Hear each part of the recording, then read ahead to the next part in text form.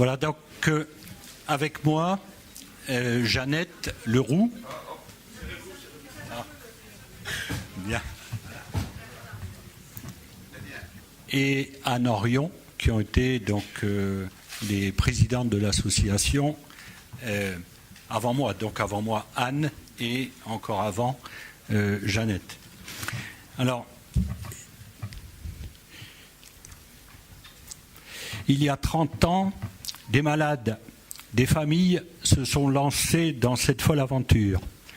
Créer une association, représenter les malades, rencontrer des médecins, faire avancer la connaissance, entretenir l'espoir.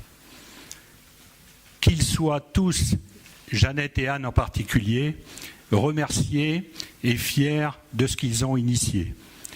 Au départ, une action bénévole sans beaucoup de moyens. Pas d'internet, le téléphone payant, des déplacements plus longs et plus fastidieux qu'aujourd'hui.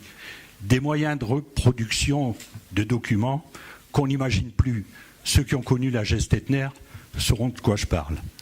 Des finances beaucoup plus légères qu'actuellement. Pour info, en 1988, les recettes de l'association s'élevaient à 1 100 € pour l'année et les dépenses à 400 €. Non, en euros. J'ai traduit en euros parce que bon, sinon ça vous obligeait à faire la division par 6, 55 957. Cette association de 1901 qu'ils ont développée petit à petit, mais avec beaucoup de détermination, est devenue une association reconnue comme établissement d'utilité publique le 3 mai 2004. C'était le résultat de tout un travail et la traduction du sérieux des administrateurs de l'époque. Une association, c'est un rassemblement de personnes différentes avec un même objectif. Et en ce qui nous concerne, ça se traduit dans l'article 1 des statuts, que je résume très rapidement: l'information du grand public, du monde médical, médico-social, ainsi de suite, des enseignants, la stimulation des initiatives en vue d'améliorer le diagnostic, la prévention, la recherche, le traitement et la connaissance, le soutien et l'assistance du malade et de son entourage, la création d'événements. Nous sommes ensemble de notre plein gré, administrateurs, bénévoles, adhérents. Nous sommes différents d'âge et de conditions.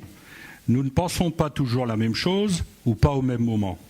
Nous avançons à des rythmes différents, pas nécessairement avec la même sensibilité, et on ne nous demande pas d'avoir telle ou telle conviction religieuse, politique ou philosophique. Ensemble, avec nos limites aussi, nous le savons bien, les limites individuelles et les limites collectives, celles liées au bénévolat. Des bénévoles disponibles, personne n'en doute, et j'en suis témoin presque quotidiennement. Mais avec les contraintes personnelles et les difficultés liées à la maladie qui nous touchent personnellement ou qui atteint les membres de nos familles. Avec les difficultés liées à la dispersion sur l'ensemble du territoire, en métropole et outre-mer. Avec les difficultés liées parfois au milieu médical, aux structures hospitalières, au milieu scolaire, et aussi les difficultés liées au milieu professionnel, bref, à la vie en société. La vie n'est pas un long fleuve tranquille et le combat est quotidien. Il ne s'agit pas de passer sous silence ou de gommer nos difficultés, nos différences, nos divergences. Nous devons faire avec, mais sans résignation aucune. Parfois, il faut mettre son mouchoir dessus, on le sait, et il faut patienter un peu si ce n'est pas le bon moment, en respectant celles et ceux avec qui nous sommes associés. Et persévérer. Persévérer toujours dans le soutien aux parents et aux malades qui prennent contact avec l'association, en pensant à tous ceux qui découvrent ou qui vont découvrir les affres de la maladie. Nous n'agissons pas pour nous-mêmes, un peu peut-être, mais pas seulement, parce que nous sommes directement concernés, mais pas seulement. Comme cela a été le cas pour nombre de nos prédécesseurs, soyons encore et toujours motivés par le mieux-être des autres et non pas par notre propre action, notre renommée, notre place dans la société réelle ou virtuelle. L'important n'est pas nous, L'important, c'est ce que nous sommes capables de réaliser tous ensemble. Que nos prédécesseurs soient fiers de ce que nous faisons aujourd'hui, qu'ils puissent penser que nous avons fait fructifier ce qu'ils nous ont confié. Soyons fiers de ce que nous poursuivons et que nos enfants soient fiers de ce que nous avons entrepris tous ensemble pour leur avenir. J'ai aussi à l'esprit, comme vous sans doute, le souvenir de celles et de ceux que nous avons aimés, qui ne sont plus là et qui, je n'en doute pas, accompagnent nos pensées à cette occasion. 3 mots pour terminer ou presque. Continuité, ténacité, foi. Continuité, il y a 30 ans que cela dure, avec des hauts et des bas. Tout n'a pas toujours été idyllique, loin s'en faut. Et malgré les changements dans les équipes, le travail se poursuit et l'équipe actuelle entend se situer dans les traces des précédentes avec ses compétences et ses moyens actuels. Ténacité, surmonter le découragement qui pourrait parfois nous atteindre. C'est long et pas amusant du tout, même s'il y a souvent un réel plaisir à se retrouver dans des journées comme aujourd'hui. Être confronté à la maladie et l'affronter n'est anodin pour personne. Cela n'est pas facile, ni sans risque, sur le plan personnel ou familial. Je le dis quelquefois à des interlocuteurs, c'est plus difficile d'être adhérent à l'association Neurofibromatose Eric Lingozen que d'être adhérent à une société de joueurs de belote ou de joueurs de boules. Et je n'ai rien contre ces gens. Et quelquefois même, il y en a qui organisent des tournois pour financer la recherche. Donc on ne va pas les critiquer. Mais ce n'est pas du même domaine et c'est beaucoup plus compliqué pour nous. Foi en l'avenir et dans le travail de celles et de ceux qui cherchent et qui nous accompagnent. Qu'ils sachent que nous croyons en eux. Qu'ils sachent que nous ne baisserons pas les bras et que nous ne laisserons pas tomber. S'informer pour agir, c'est notre devise. Les journées comme celle-ci, les journées neurofibromatose, ont été imaginées dans cet esprit par celles et ceux qui ont animé avant nous l'association et notre travail militant se poursuit dans ce sens. Avec le soutien de celles et de ceux qui nous ont aidés, qui nous aident encore, matériellement, financièrement, humainement, et qui de cette façon confortent notre engagement. Puissions-nous tous ensemble, pour nous et pour tous les autres, où qu'ils se trouvent, puissions-nous récolter les fruits de notre action et donner tout son sens à la détermination de celles et ceux qui ont été à l'initiative il y a 30 ans, et particulièrement Jeannette et Anne. Je vous remercie de les applaudir. Je pense que ça le mérite.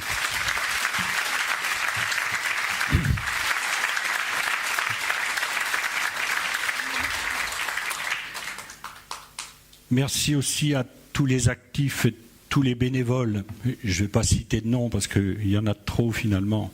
Ceux d'avant, ceux de maintenant et ceux qui viendront, je l'espère, plus tard. Qui ont aidé cette association à grandir et qui ont été dans l'action tout au long de ces 30 années pour faire ce que l'association est devenue aujourd'hui.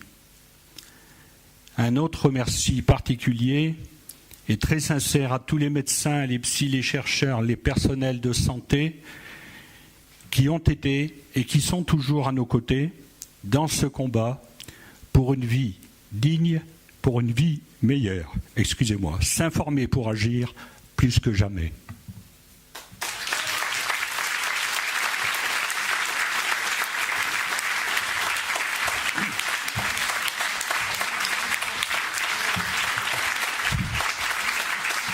Alors, je vais vous dire, le président est en dessous de tout, parce que on en avait discuté au CA, on s'est dit, on voudrait faire un petit cadeau à Jeannette et Anne, et à Françoise Wallner aussi, mais on n'a pas réussi à la contacter. Mais il ne faut pas l'oublier. Dans nos statuts d'ailleurs, il y a 2 membres d'honneur, Françoise Wallner, qui a créé l'association, et Jeannette Leroux. Donc, j'ai acheté des chocolats. Enfin, c'est Lucette qui les a achetés. Elle ne peut pas être là. et les chocolats sont restés dans ma chambre. Donc ce sera pour tout à l'heure. Voilà, quoi. Bon. En toute simplicité, encore une fois, merci beaucoup, Jeannette et Anne.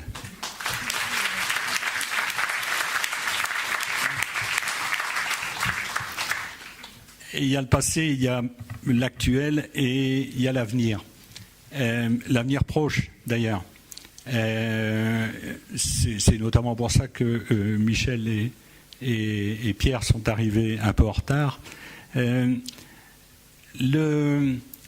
y a quelque temps déjà que Pierre Wolkenstein me dit c'est bien, mais il faudrait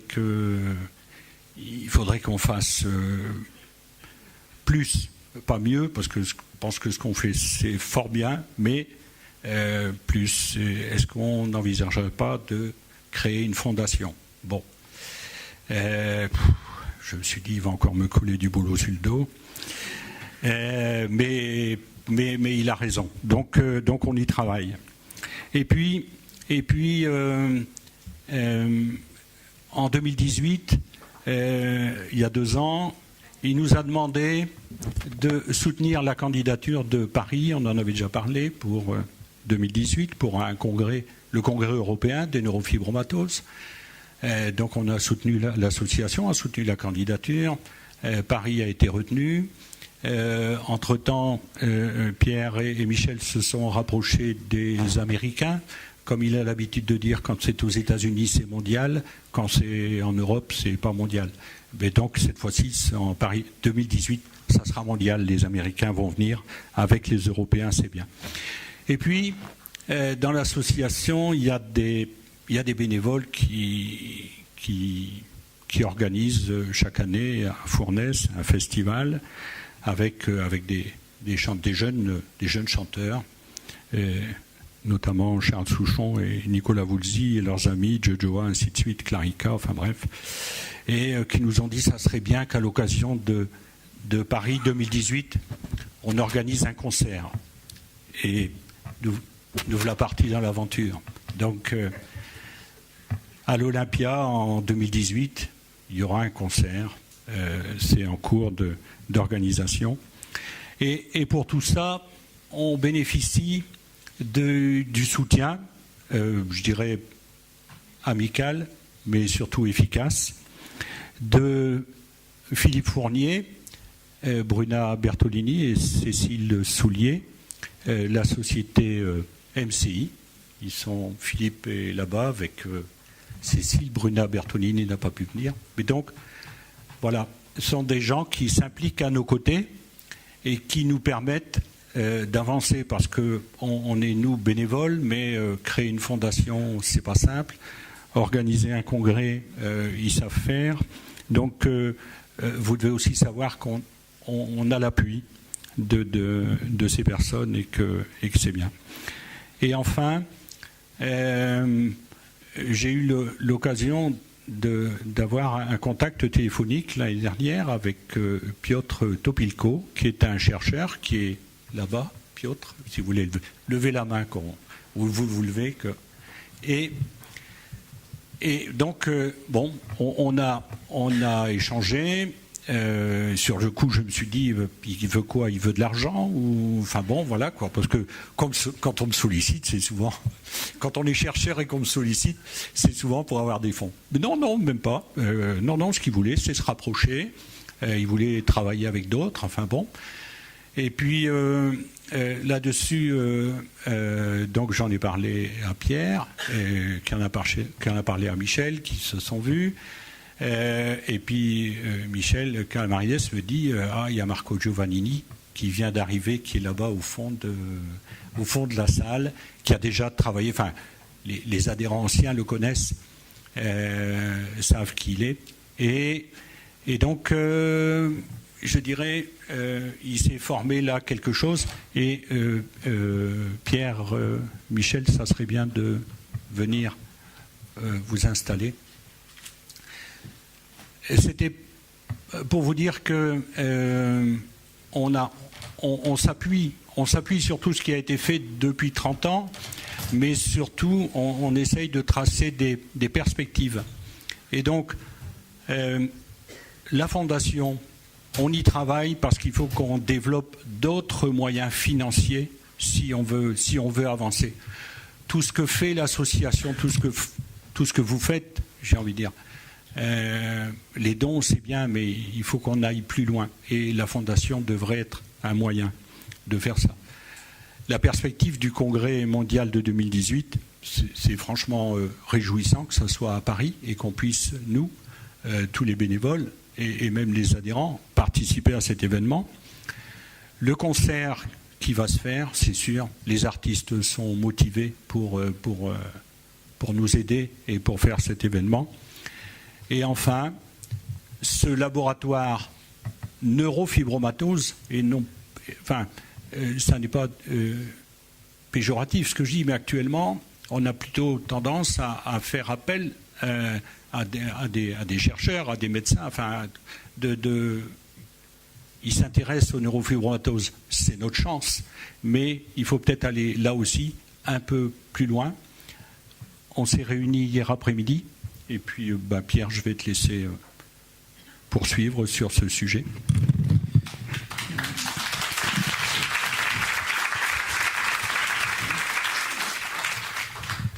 Tout d'abord, aujourd'hui, c'est effectivement un événement. 30 ans, c'est long. 30 ans, c'est court aussi. Il y a des choses qui ont été faites et il y a des choses à faire. Et effectivement, Jean-Michel, on a besoin de futur. Donc, je crois que tu as bien tracé les 4 piliers. On en avait discuté avec Philippe Fournier il y a quelques semaines. Donc, on avait 4 piliers qui étaient les 4 piliers sur lesquels on souhaitait se reposer. Alors, premier point, c'est la fondation. Je pense que c'est utile, une fondation, parce qu'une fondation, c'est éternel. Enfin, en tout cas, ça a vocation d'être une base. Et c'est un modèle qui est un modèle, alors je dirais pas très américain, mais c'est un modèle en tout cas stable et sur lequel était fondée toute la recherche, notamment aux États-Unis. Et Michel faisait remarquer que les rapports entre les chercheurs et les malades aux États-Unis sont inversés. Aujourd'hui, le congrès scientifique, il est organisé par l'association, et ce sont les malades qui suggèrent en tout cas les recherches en orientant de manière très formelle, puisqu'ils ont recruté des directeurs scientifiques, etc., vers où ils veulent aller pour la recherche. Donc la fondation, c'est un point qui est un point d'ancrage, qui est un point du réel. Ensuite, il y a les événements. Effectivement, on va essayer de resituer la France dans la compétition internationale, puisque grâce à l'équipe de Michel Vido, Éric Passement, Béatrice Parfait, il y a eu des grandes avancées, notamment un papier collaboratif international dans Nature qui moi, me semble avoir ancré de manière définitive la recherche française dans la compétition internationale. Donc ça va nous permettre de faire le congrès mondial. Alors c'est un congrès, ça sert pas à grand chose, et ça sert à tout. C'est-à-dire que c'est quelque chose qui a un énorme boulot. Donc moi ça m'a beaucoup angoissé de me coltiner ce truc-là, parce qu'on l'a déjà fait c'était en 96, je crois, ou 98. C'est un boulot fou, et ça m'a beaucoup rassuré de savoir que vous étiez derrière ce projet, puis que Philippe Fournier et MCI, avec lequel j'ai une amitié depuis de très longues années, était là pour porter un congrès. Avec une annulation du congrès américain, ils viennent ici, donc Paris sera un peu New York, ou New York sera un peu Paris, je ne sais pas. Mais en tout cas, ce qui est sûr, c'est que c'est un moment qui va nous permettre de montrer au public une force qui est une force centrée en France, et ça je trouve ça bien, surtout quand c'est relayé par un événement médiatique comme on l'espère, qui est un concert. Et donc là on arrive à quelque chose qui est une cristallisation, je dirais, du trentenaire, qui est vraiment la construction que vous avez tous les trois établie depuis si longtemps. Et quand alors moi, je vous embarque toujours dans les trucs pas possibles, mais vous m'embarquez aussi dans les trucs pas possibles. Donc, je dirais que l'angoisse est partagée. C'est toujours très agréable de partager l'émotion et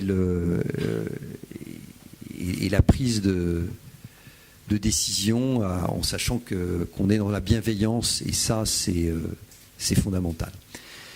Alors, en ce qui concerne les projets... donc aujourd'hui, il y a un événement qui a été assez marquant pour moi, qui est, ça fait très longtemps que je travaille avec Michel Calamarides, qui donc coordonne la partie NF2 du centre de référence. Mais il était loin de moi, hein, puisqu'on avait une séparation qui était Paris, Clichy, Créteil, c'était pas tout à fait à côté. Donc là, il a la Pitié, donc c'est à un quart d'heure en voiture, en métro de Mont-d'Or. Et nous sommes associés, les deux facultés de médecine, au sein d'un contrat qui s'appelle le Collégium. C'est une réunion de deux facultés de médecine.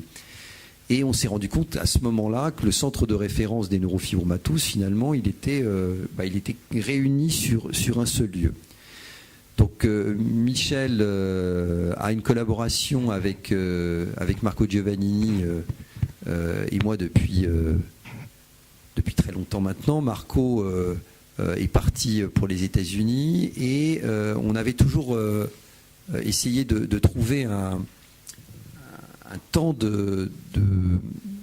une manière de faire originale pour promouvoir la recherche. Et il nous est apparu, puisque Marco est très orienté NF2, mais dans un objectif thérapeutique, que le modèle animal qu'il pouvait nous apporter serait un plus pour avancer. Et puis, ce que tu as décrit est tout à fait exact. Hein, et c'est là où on voit que vous avez fait d'énormes, je dirais, avancées d'un point de vue construction. C'est que c'est vous qui m'avez présenté Piotr, que je ne connaissais pas. Donc, il y a eu un lien qui a été fait par l'association. Et c'est tout d'un coup je dirais, vous êtes parfaitement, non seulement dans votre rôle, mais vous nous aidez énormément dans une construction qu'on ne voyait pas comme évidente.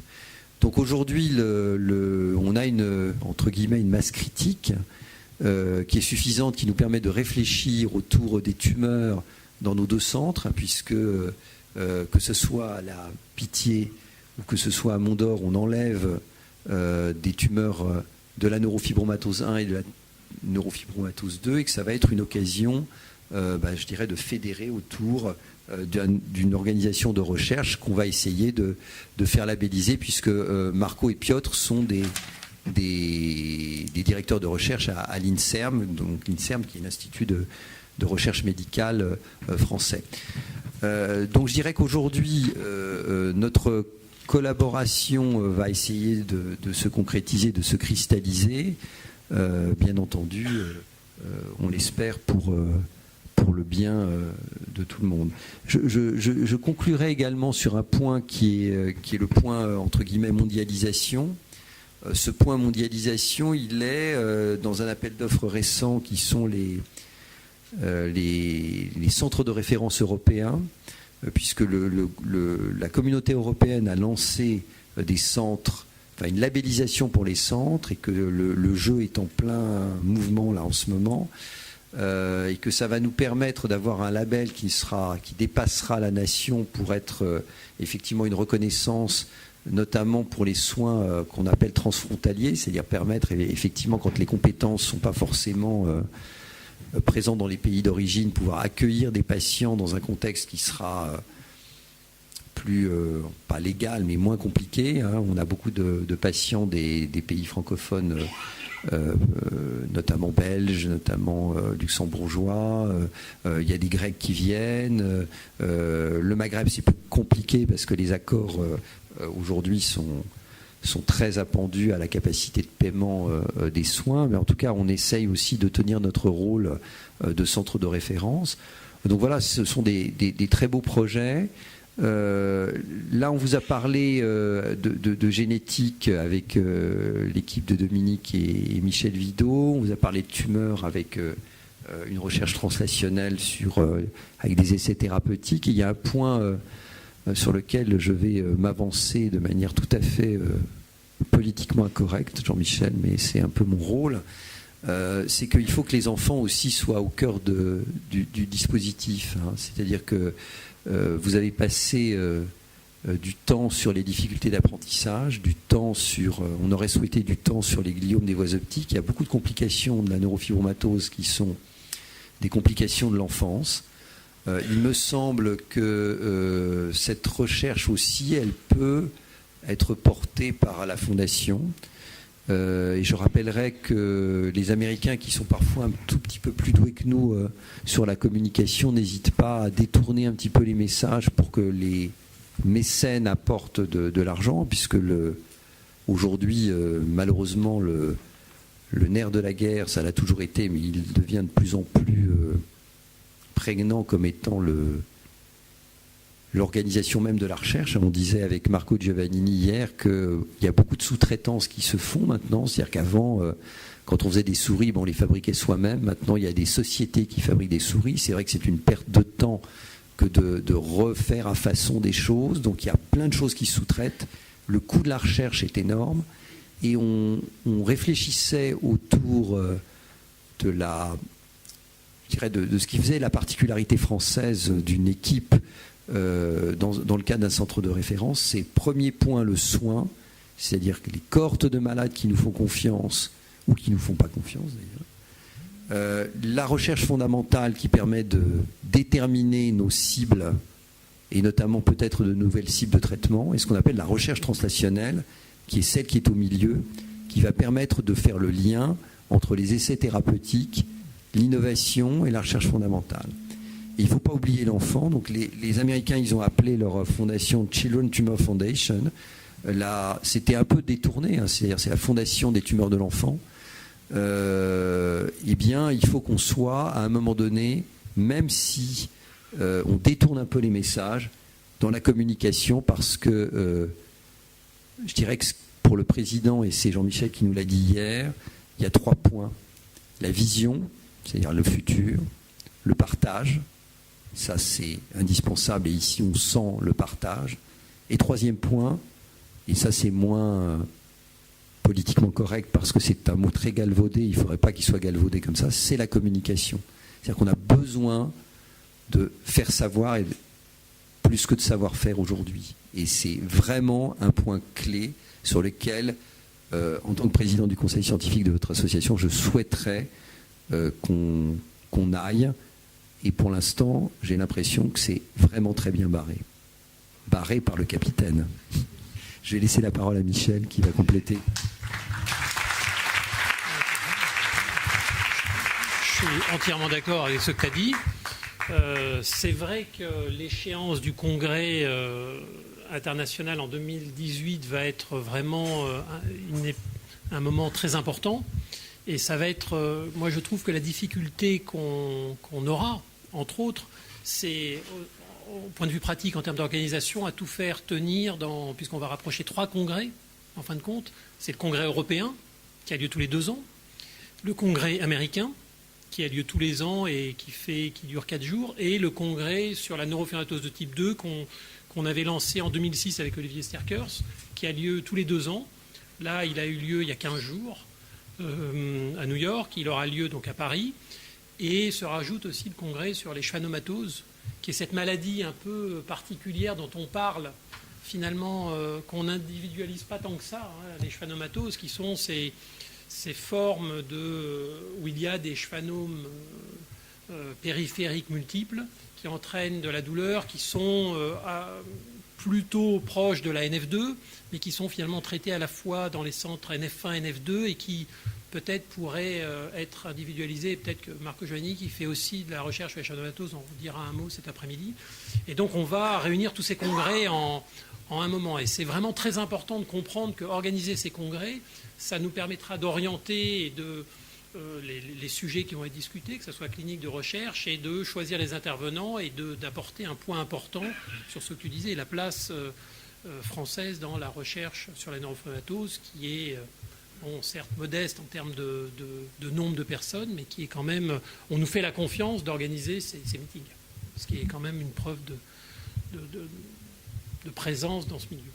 Sinon, moi je soutiens, et on est très proche avec Pierre sur le futur et l'importance de la recherche, l'énergie qu'on va mettre dedans, et avec le soutien de Pierre qui aussi a des fonctions importantes administratives en plus de ses fonctions de dermatologue et de responsable NF1. Il a beaucoup de fonctions administratives, universitaires qui nous permettent de penser qu'on va aboutir rapidement à ce projet de recherche. Je compléterai par un point qu'il convient d'évoquer à ce stade, c'est que vous vous êtes organisé en délégation régionale, hein, qui est un modèle qui est, à mon avis, un très bon modèle. Et nous, c'est pareil, hein, puisqu'il y a un réseau qui est un réseau NF France. Et donc, il y a bien entendu le réseau, et puis il y a les piliers du réseau qui se sont appropriés un certain nombre de thématiques de recherche et qu'on voit de manière assez pratique dans les inclusions dans les protocoles ou la capacité de porter des projets. Alors, bien évidemment, donc jusqu'à maintenant 2016, on était à peu près dans les temps pour le congrès de 2018.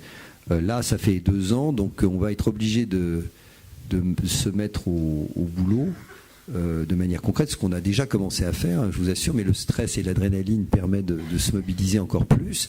Et donc il y a quelques grandes figures des centres de référence et de compétences qu'il convient de porter aussi d'inviter à porter avec nous le congrès mondial. Donc il y a tout le travail fait par Patrick Combemal à Léon Bérard, moi, qui me semble un vrai progrès. On en parlera cet après-midi en ce qui concerne, l'avancée qui a été faite dans l'utilisation du TEP-scan pour la détection des tumeurs, qui pour moi est clairement quelque chose qui a changé la donne, hein, en termes de détection de la progression de la maladie. Les difficultés d'apprentissage et tout ce qui est recherche en psychologie qui est porté par Nantes, Toulouse qui se restructure, Tours, j'ai eu nos collègues tourangeaux, j'ai le plaisir de voir nos amis bordelais dans l'assistance. Donc en gros, il y a aussi une vie de réseau, mais appartenir à un réseau, c'est très ingrat. Puisque vous savez que le ministère n'a jamais financé les centres de compétences, et c'est vraiment pour moi une erreur conceptuelle. Plutôt que de financer les filières qui servent à rien, on aurait mieux fait de donner de l'argent aux centres de compétences. Mais en tout cas, moi je souhaiterais vivement que malgré ce bénévolat qui est usant pour le quotidien, que ce congrès mondial soit aussi l'occasion à nos représentants forts du réseau je le demande officiellement, de nous rejoindre, puisqu'on n'a pas encore constitué des comités scientifiques et d'organisation pour nous aider à porter ce projet, parce qu'il faut vraiment qu'on montre que nous sommes une nation forte.